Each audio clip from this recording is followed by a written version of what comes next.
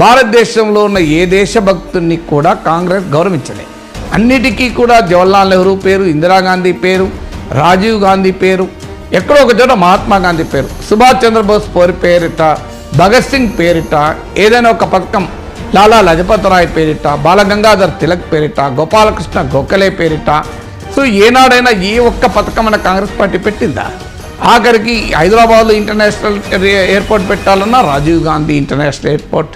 So ఒక irrigation ప్రాజెక్టుకు ఇందిరా సాగర్ పోలవరానికి, సో రాజీవ్ రహదారి, రాజీవ్ బైర్భూమి అనే స్థాయికి కూడా పేర్లు పెట్టేశారు. కనీసం ఏదో ఒక దానికి సుభాష్ చంద్రబోస్ యూత్ ప్రోగ్రామ్ అని పెట్టచ్చు కదా, సుభాష్ చంద్రబోస్ ఖేల్ రత్న అని, దానికి కూడా రాజీవ్ ఖేల్ రత్న, జవహర్ రోజ్గార్ యోజన ఇలా పెట్టేవరకు ఏమైందంటే ఇతర దేశభక్తుల్ని, దేశంలో నెహ్రూ కుటుంబమే దేశభక్తులు కాదు,